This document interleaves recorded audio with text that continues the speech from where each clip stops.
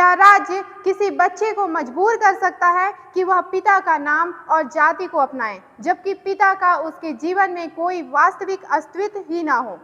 VS classes online के online platform में आप सभी का स्वागत है।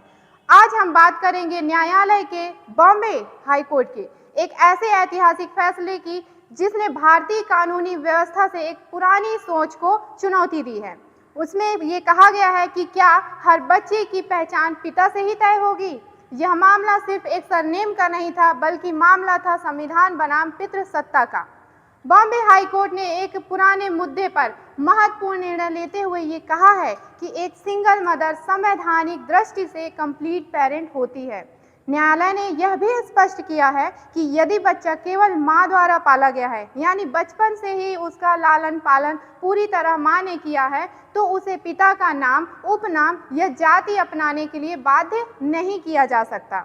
ये सारी बातें कही गई है बॉम्बे हाई कोर्ट में। ये सारा मुद्दा क्या है, ये जो केस है, या केस को लेकर के बॉम्बे हाई कोर्ट ने जो महत्वपूर्ण निर्णय लिए हैं, उस सभी पर आज की वीडियो में हम चर्चा करेंगे। वीडियो में लास्ट तक बने रहिएगा। चलिए, तो मामला क्या है या केस कैसा है उसे भी हम समझ लेते हैं। मामला है महाराष्ट्र का, जहां एक 12 वर्षीय बच्ची जिसके पिता का जीवन में कोई वास्तविक योगदान नहीं है, लेकिन उसके स्कूल के जो दस्तावेज हैं उसमें पिता का नाम दर्ज है।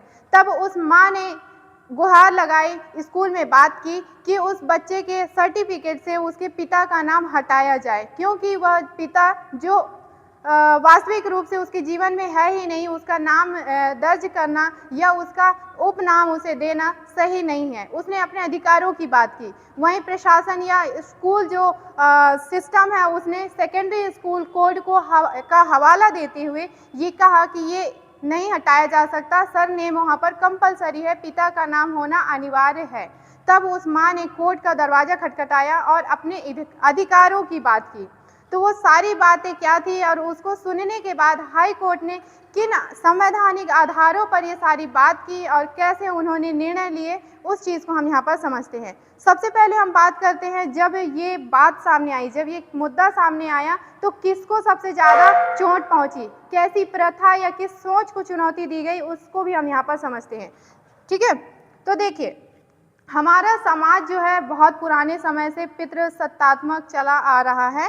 ठीक है, यहाँ पर कहते ज़रूर हैं समानता का अधिकार है, लेकिन अभी भी दस्तावेजों में पिता का नाम या उसकी जाति उसके नाम से ही पहचाना जाता है, अनिवार्य रूप से आपको भरने के लिए दिया जाता है। लेकिन ऐसा बच्चा या ऐसी बच्ची जिसका पिता शुरू से ही, उसके जन्म से ही ना हो, उससे पहले ही उसकी माता से उसका संबंध टूट चुका हो, क्या उसके बाद भी उसका नाम उसमें जोड़ा जाना, उसके नाम से पहचाना जाना सही है? तो बिल्कुल इसी पर बॉम्बे हाई कोर्ट ने सारी चीज़ें कही हैं, और उन्होंने जो संवैधानिक आधार है, हमारे संविधान में जो प्रावधान है, उन्हीं को आधार मानते हुए महत्वपूर्ण निर्णय लिए हैं। ठीक है, देखिए, जब भी ऐसा व्यवस्था आती है या ऐसी बात आती है, तो इसमें पुरानी सोच को यहाँ पर आधार बताया गया कि कैसे समाज मानता है कि बच्चे की पहचान पिता से शुरू होती है। ये अभी तक हमारी अवधारणा चली आ रही थी। ठीक है, लेकिन कोर्ट यहाँ पर तर्क देते हुए ये कहता है कि यह प्राकृतिक नियम नहीं है, बल्कि एक सामाजिक पूर्वाग्रह है। मतलब समाज ने अपनी व्यवस्था, अपनी सुविधा के लिए ये प्रावधान बनाया है, जबकि यह आवश्यक नहीं है। ठीक है, यहाँ पर जो कोर्ट है, इसने ये भी कहा है कि अगर माता सिंगल है और खुद से वो बच्चे का पालन पोषण कर रही है, तो वो अपने आप में एक कंप्लीट पेरेंट है। ठीक, ये सारी बातें हो रही थी। वहीं पर कोर्ट आगे ये भी कहती है कि स्कूल रिकॉर्ड की बात करते हैं, जहाँ पर जिसके आधार पर हमारी पहचान होती है। तो स्कूल रिकॉर्ड में पिता का नाम होना हमारा कैसा है, सिविल आइडेंटिटी, मतलब इसी से हमारी पहचान तय होती है। ये चीज़ को मानती है कोर्ट, लेकिन वहीं ये भी बात कह रही है कि बच्चे पर उस व्यक्ति का नाम थोपना जो उसके जीवन में नहीं है, ये उसके गरिमापूर्ण जीवन या उसके पहचान के साथ अन्याय है, यानी समानता के अधिकार का हनन है। वहीं स्वावलंबन, किसकी, माँ के स्वावलंबन की बात कर रहे हैं कि माँ पूरी तरह से आर्थिक रूप से, सामाजिक रूप से, शारीरिक रूप से उस बच्चे का पालन पोषण कर रही है उसके जन्म से लेकर, तो उसके पहचान की भी, उसके गरिमा की भी या अधिकारों का हनन है अगर उसके पिता का नाम या जाति उसके बच्चे पर थोपा जाता है तो।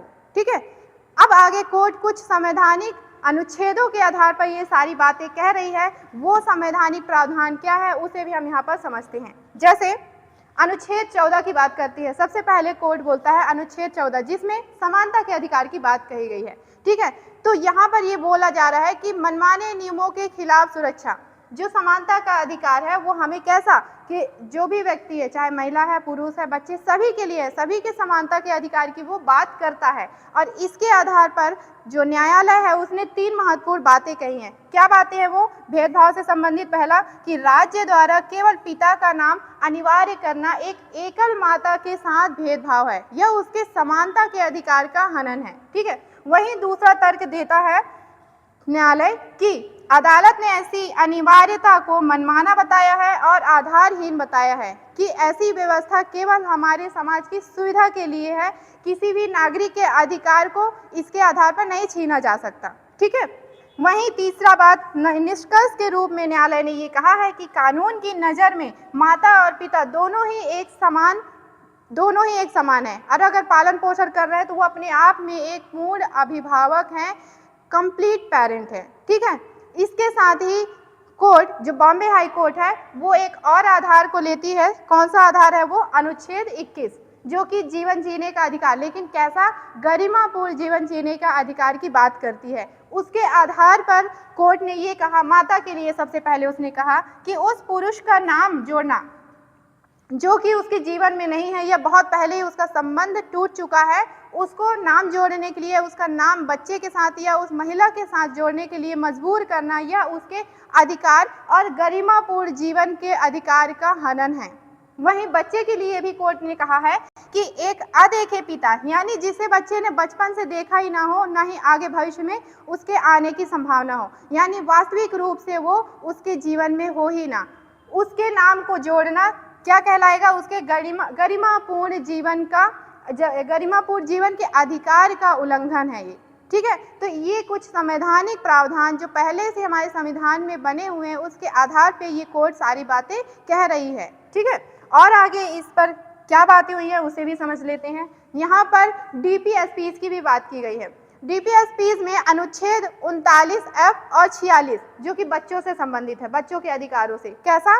राज्य को बच्चों के लिए स्वस्थ और गरिमापूर्ण माहौल सुनिश्चित करना होगा, ये हमारा अनुच्छेद कहता है। लेकिन यहाँ पर जो मुद्दा है उसमें हम देख रहे हैं कि बच्चे के जीवन में जो व्यक्ति वास्तविक रूप से है ही नहीं और ना ही आने वाले समय में उसके होने की संभावना है, तो उसके नाम या जाति का प्रयोग करना भी उसके इस व्यवस्था या उसके गरिमापूर्ण जीवन से में जोड़ना उसके अधिकारों का हनन है। क्लियर है? चलिए, उसके बाद यहाँ पर कोर्ट एक और बात कहती है कि राज्य की प्रशासनिक सुविधा कैसी? बहुत बड़ी बात है, इसे थोड़ा सा समझिएगा कि राज्य की प्रशासनिक सुविधा कभी भी नागरिक की गरिमा से बड़ी नहीं हो सकती, यानी सबसे बड़ा है उसका मानवाधिकार। ठीक है, गरिमापूर्ण जीवन जीने का अधिकार। ठीक, ये बात यहाँ पर हाई कोर्ट ने कही है। ठीक, लास्ट में पूरा कंक्लूजन निकालने के बाद हाई कोर्ट यहाँ पर कुछ निर्देश देती है निर्णय लेने के बाद, 3 यहाँ पर महत्वपूर्ण बात कहते हुए। कैसे?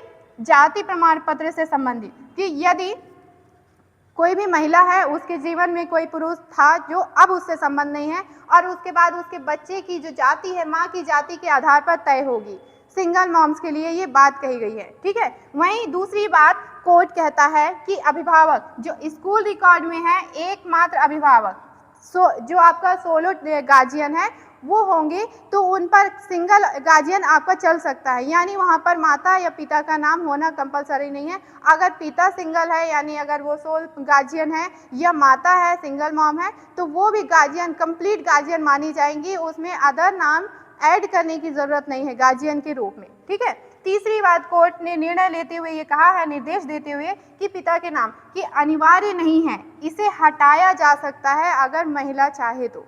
ठीक है, ये सारी बातें किसने कही हैं? बॉम्बे हाई कोर्ट ने कही हैं। और यह देखिए, यहाँ पर एक बहुत महत्वपूर्ण चीज हो जाती है कि जब भी परंपरा और अधिकार आपस में टकराएंगे तो जो मानवाधिकार है वो सर्वोपरि रखी जाएगी, उसी से संबंधित निर्णय लिए जाएंगे, वही सर्वोपरि होगा।